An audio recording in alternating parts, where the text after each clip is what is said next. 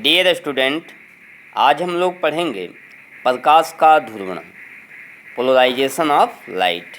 तो सबसे पहले हाइगेंस नामक वैज्ञानिक ने बताया कि प्रकाश तरंगों के रूप में चलता है। तो प्रकाश तरंगों के रूप में चलता है। तो तरंगें कितने प्रकार की होती हैं? तो तरंगें दो प्रकार की होती हैं, एक अनप्रस्थ तरंग होता है और एक अनुदैर्ध्य तरंग होता है।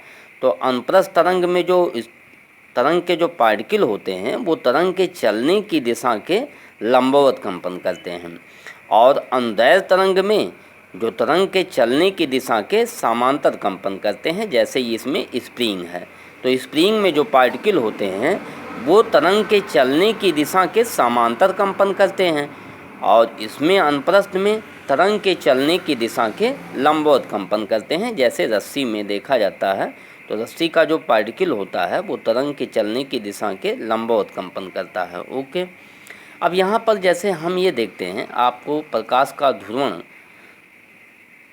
समझाने के लिए जो है यहाँ पर हमने एक उदाहरण है, ये देखिए यहाँ पर ये दफ्ती या मान लेते हैं कोई आयताकार गुटके हैं जिनके बीच में होल बना दिया गया है, और इसी में से एक रस्सी निकाली गई है।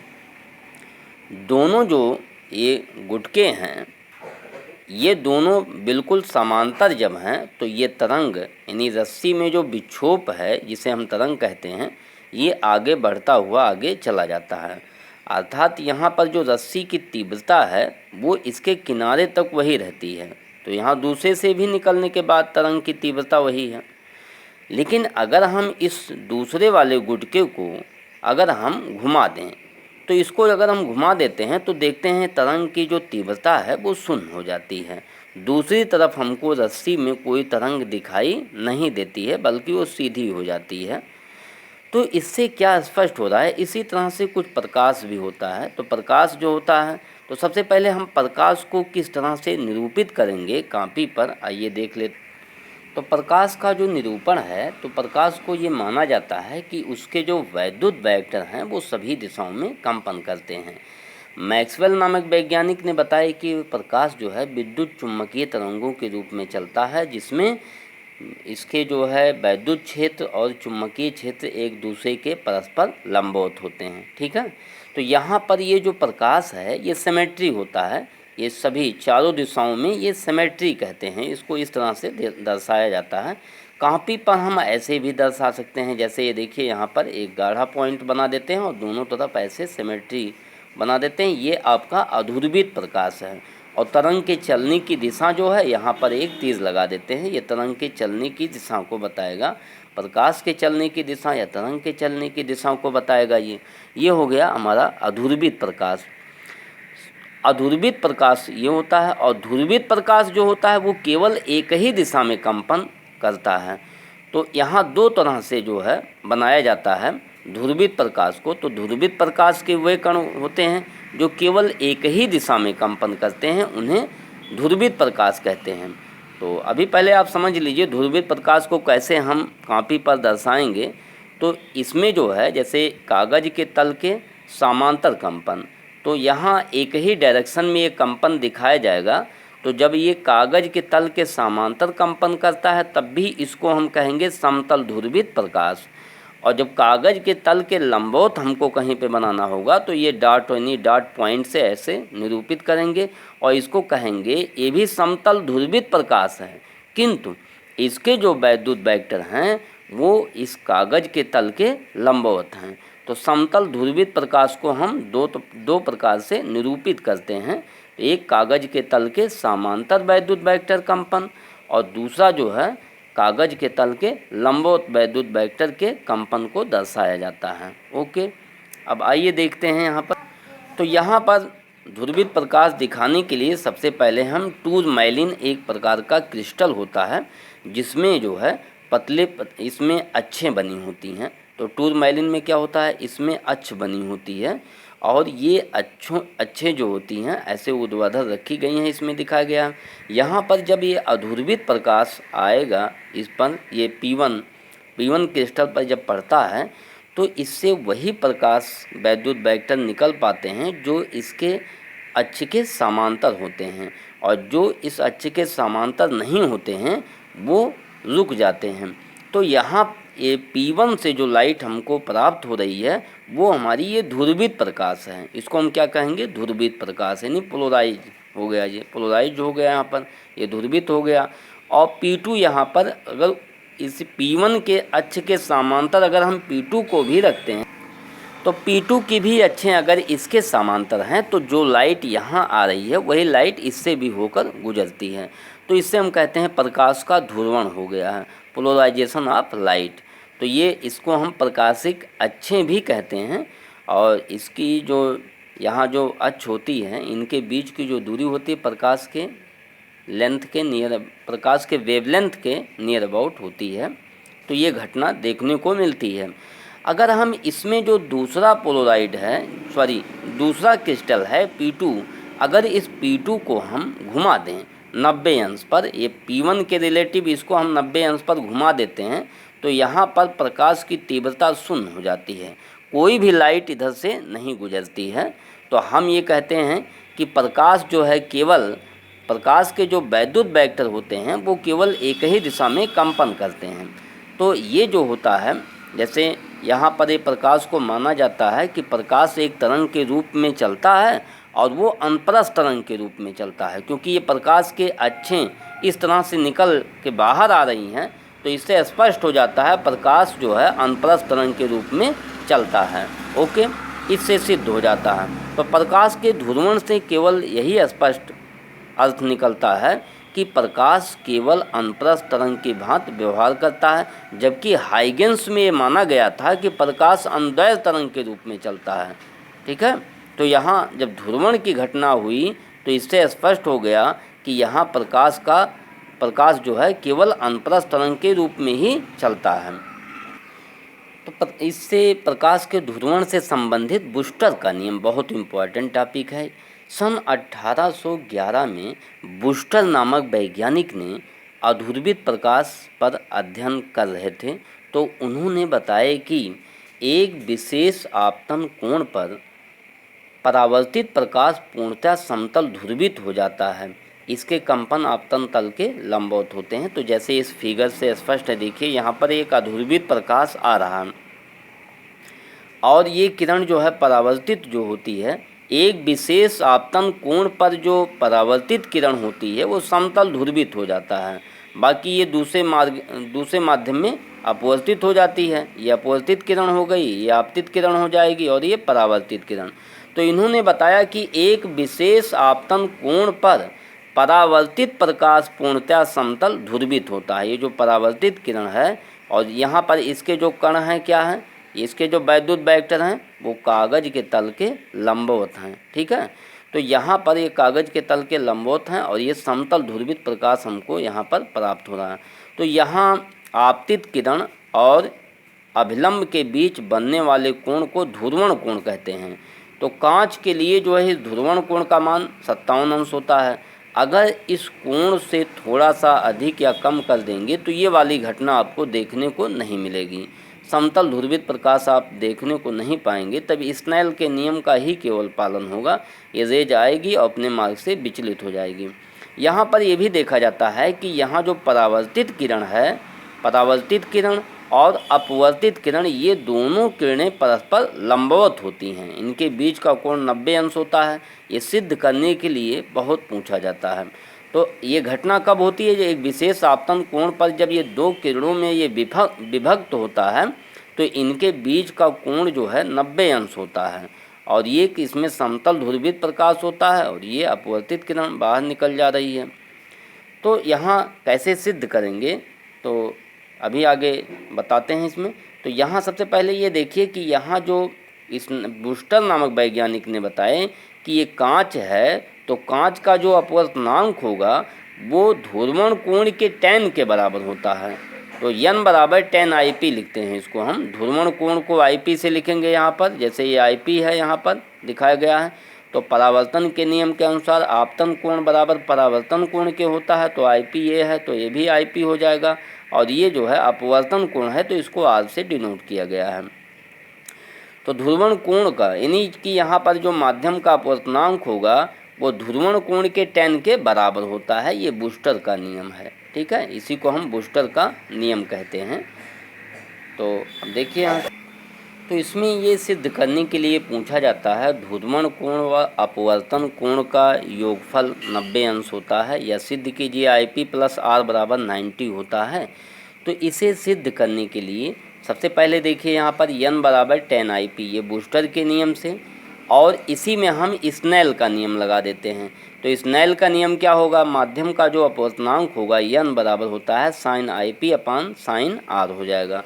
तो चूंकि यहाँ पर IP और IP दोनों में होता है, आप परावर्तन के नियम से ये दोनों कोण बराबर होता है, तो यहाँ sin I और sin R, तो sin I की जगह पे IP लिखा गया है यहाँ पर स्नेल के नियम में, और अपवर्तन कोण का मान यहाँ पर R रखा गया है, तो sin R हो जाएगा यहाँ पर।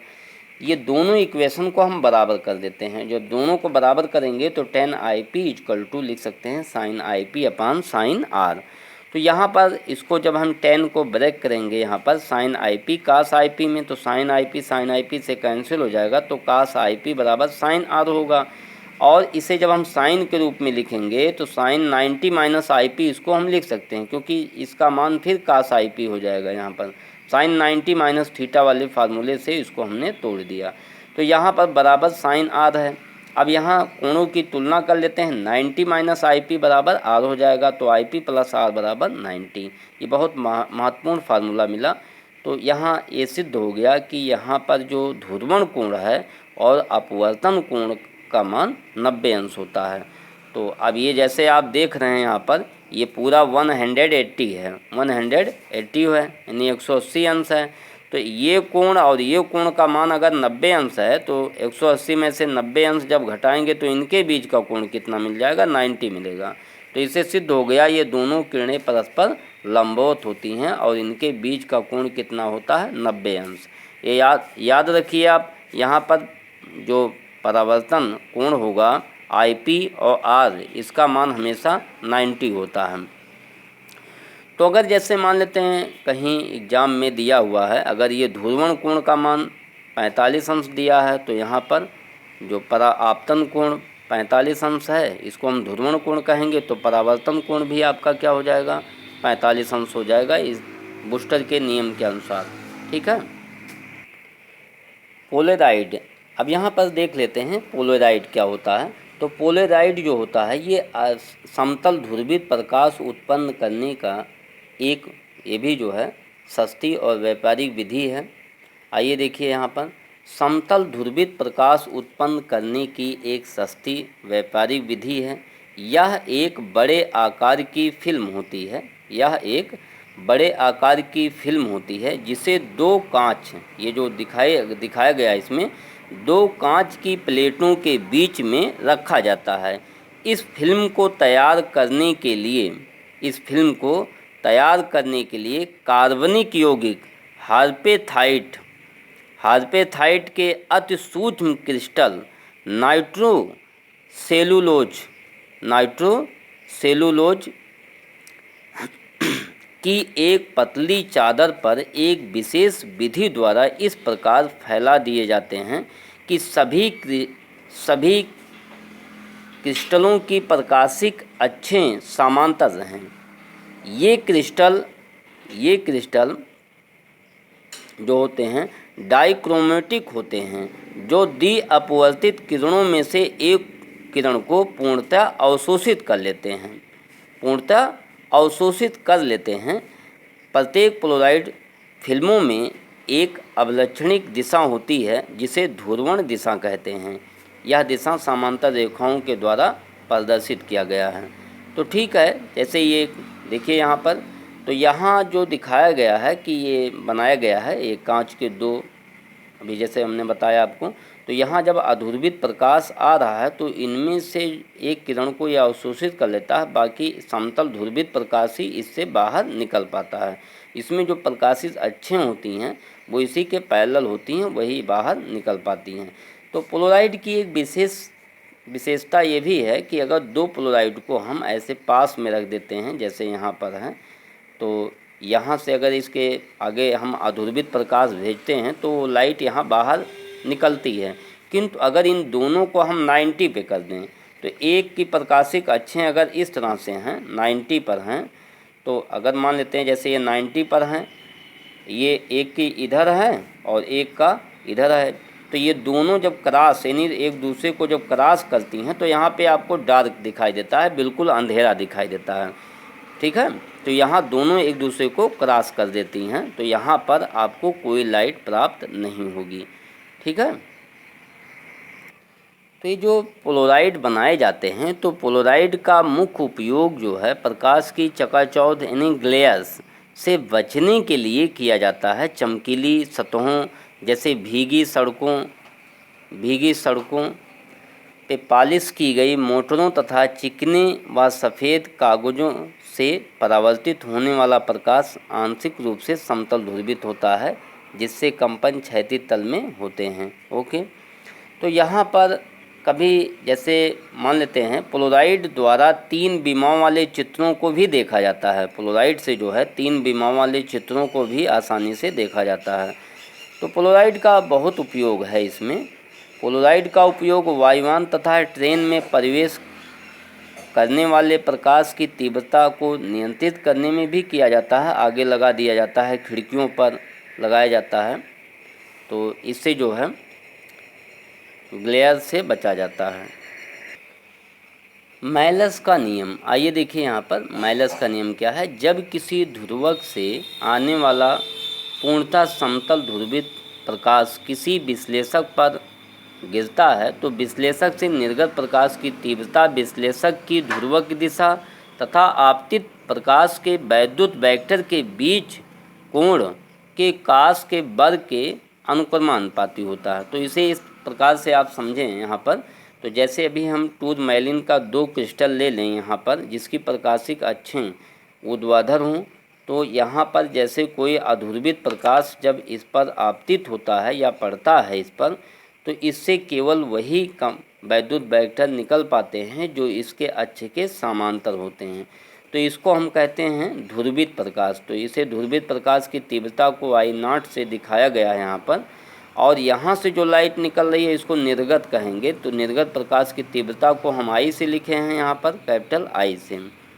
तो यहाँ जैसे अगर हम इसे घुमाएं, यहाँ पर अगर इसको हम घुमाते हैं चारों तरफ से, तो इसको जब हम धीरे धीरे किसी कोण पर घुमाते हैं तो प्रकाश की तीव्रता का मान बदलने लगता है। इसीलिए इसको कहते हैं एनालाइजर, विश्लेषक कहते हैं। विश्लेषक कहते हैं, ये जो है पोलराइज होता है और ये ध्रुवक होता है जो लाइट को अध्रुवित प्रकाश को ध्रुवित प्रकाश में बदलता है। तो अध्रुवित प्रकाश को ये किस में बदलता है? ध्रुवित प्रकाश में बदलता है। तो इसीलिए इसे हम क्या कहेंगे? ध्रुवक कहेंगे। और ये जो है उसका निरीक्षण करता है उसकी तीव्रता का, तो इसे हम विश्लेषक कहते हैं। अब आइए देखिए यहाँ पर, तो जैसे मान लेते हैं ये क्रिस्टल है और इसकी प्रकाशिक अक्षें इसके समांतर हैं। तो यहाँ ये जो वैद्युत वेक्टर हैं इसके कंपन का एक आयाम होता है। तो आयाम को हम स्मॉल a से डिनोट किए हैं, यहाँ पर स्मॉल a से प्रदर्शित किया गया है। और मान लेते हैं इसमें जो इसका आयाम है, इसके जो वैद्युत वेक्टर हैं इसको, तो इसे जो है ऊर्ध्वाधर से थीटा कोण पर घुमा देते हैं। तो जैसे ये देखिए यहाँ पर, जैसे ये प्रकाशित अक्षें इसकी इस तरह से हैं और इसका जो आयाम है जो वैद्युत वेक्टर है उसको हम ऐसे ए थीटा कोण पर क्या कर रहे हैं? घुमा दिए। तो इसी क्रिस्टल को हम थीटा कोण पर ऊर्ध्वाधर से जब घुमा देते हैं, तो थीटा कोण पर घुमा देते हैं, तो या आप ऐसे कह सकते हैं जैसे ये जो इसका आयाम है वो ऊर्ध्वाधर से थीटा कोण पर स्थित है। तो इस ए के 2 घटक बनेंगे, एक बनेगा ए कास थीटा जो ऊपर की दिशा में लगेगा और ए साइन थीटा जो इधर लगेगा इसमें। तो इस पे सबसे ज़्यादा तीव्रता आपको मिलेगी किस पर? ऊर्ध्वाधर मिलती है। जो प्रकाशित अक्षें जिसमें पैरेलल होती हैं, इस अक्ष के समांतर होते हैं वैद्युत वेक्टर, वही निकलते हैं बाहर इससे। तो यहाँ ए कास थीटा जो है यानी जो तीव्रता होती है ये आई, जो निर्गत प्रकाश की तीव्रता है आई, वो ए कास थीटा के वर्ग के समानुपाती होता है। ठीक है, फिर से देखें एक बार। तो यहाँ पर जो वैद्युत वेक्टर के जो आयाम हैं उसे ए माना गया है। अब ए क्यों माना गया है? क्योंकि जो तरंग की तीव्रता होती है वो आयाम के वर्ग के समानुपाती होता है। यहाँ पुराना ही नियम सब लागू हो रहा है। तो यहाँ जो तरंग की तीव्रता होती है वो आयाम के वर्ग के समानुपाती होता है। तो यहाँ जो आयाम है, इस आयाम के दो घटक बन गए, तो एक कास थीटा और एक साइन थीटा। तो ऊपर जो अक्ष के समांतर है वो एक कास थीटा है, एक कास थीटा। तो यहाँ जो निर्गत प्रकाश की तीव्रता है आई, ये एक कास थीटा के समानुपाती होता है वर्ग के। तो यहाँ जब समानुपाती का चिन्ह हटाएंगे यहाँ से, तो एक कांस्टेंट आ जाएगा के, और के ए स्क्वायर कास स्क्वायर थीटा हो जाएगा। और के ए स्क्वायर जो है यहाँ पर सबसे ज़्यादा मैक्सिमम तीव्रता आपको मिली है लाइट की। ये जो अधूर्वित प्रकाश था वो ध्रुवित प्रकाश में आई नॉट से लिखा गया है, तो आई नॉट इजकल टू के ए स्क्वायर हो जाएगा। यहाँ तरंग की तीव्रता आयाम के वर्ग के समानुपाती हो जाएगा यहाँ पर, ठीक है। तो यहाँ हम आई नॉट को के ए स्क्वायर लिखेंगे तो हमारा एक फार्मूला बन गया, I is equal to I naught cos square theta हो जाएगा। ये हमारा मैलस का फार्मूला हो गया। तो यहाँ पर थीटा का मान जैसे जैसे आप घुमाएंगे इसको, जैसे जैसे क्रिस्टल को घुमाया जाएगा यहाँ पर, वैसे वैसे निर्गत प्रकाश की तीव्रता बदलती रहती है। इसको बताए सबसे पहले मैलस नामक वैज्ञानिक ने बताया यहाँ पर निर्गत प्रकाश की तीव्रता और ये कोण के बीच में एक फार्मूला उन्होंने दिए, और उन्होंने ही बताया कि इसकी तीव्रता इसके अकॉर्डिंग बदलती रहती है, ठीक है। तो जैसे यहाँ पर दिया हुआ है आई बराबर आई नॉट कास स्क्वायर थीटा, ठीक है। तो थीटा का मान सबसे पहले अगर हम मान लें यहाँ पर थीटा का मान 0 अंश है, अर्थात जो इसकी प्रकाशित अक्षें थीं और इसके वैद्युत वेक्टर का जो आयाम था दोनों एक ही दिशा में हो, तो इनके बीच बनने वाला कोण क्या होगा, थीटा बराबर 0 अंश होगा, ठीक है। अब यहाँ थीटा बराबर जब 0 अंश होगा तो निर्गत प्रकाश की तीव्रता कितनी हो जाएगी, तब हो जाएगी आई नॉट हो जाएगी यहाँ पर। तो कास 0 का मान जो होता है, कास 0 का मान कितना होगा, कास 0 का मान 1 होता है। तो आपको निर्गत प्रकाश की तीव्रता यहाँ पर मैक्सिमम मिलेगी, ठीक है। तो निर्गत प्रकाश की तीव्रता यहाँ पर ध्रुवक प्रकाश की तीव्रता के बराबर होगी। तो यहाँ पर अगर थीटा का मान जो है, अगर हम मान लें दूसरा कंडीशन यहाँ पर, अगर थीटा का मान 90 कर दें तो तीव्रता क्या हो जाएगी यहाँ पर, तब 0 हो जाएगी। तो यहाँ जैसे ये प्रकाशिक अक्षें हैं इस क्रिस्टल की, तो इसका जो वैद्युत वेक्टर का जो आयाम है ए, वो दोनों के बीच 90 अंश का कोण हो जाए। तो जब 90 अंश का ये कोण बनाने लगेगा तो इसके बीच जो निर्गत प्रकाश की तीव्रता है वो शून्य हो जाएगी, ठीक है। तो कास स्क्वायर यानी कास स्क्वायर, थर्ड कंडीशन देख लीजिए यहाँ पर। तो कास स्क्वायर थीटा का मान जो होता है पूरे एक चक्र के लिए जो है, एक अगर पूरा सर्किल घुमा दिया जाए 360 अंश अगर हम घुमा देते हैं, तो इसका एवरेज मान जो होता है 1/2 होता है, 1/2 होता है। तो यहाँ आई इजकल टू हम लिखते हैं आई नॉट बाई 2 होता है। तो यानी इसका कहने का तात्पर्य है जो ध्रुवण प्रकाश की तीव्रता है, वो ध्रुवण प्रकाश की तीव्रता यानी निर्गत प्रकाश की जो तीव्रता होती है वो ध्रुवक प्रकाश की तीव्रता के आधा होता है, ठीक है। ध्रुवक प्रकाश की तीव्रता का आधा होता है। यानी हम ये भी कह सकते हैं जो विश्लेषक यानी से जो प्रकाश निकलता है ध्रुवक के अधिकतम यानी जो प्रकाश मिलता है वो 50% ही होता है इसमें, ठीक है। तो ये फार्मूला बहुत ही इम्पोर्टेंट है, इसको हम प्रयोग करेंगे यहाँ पर।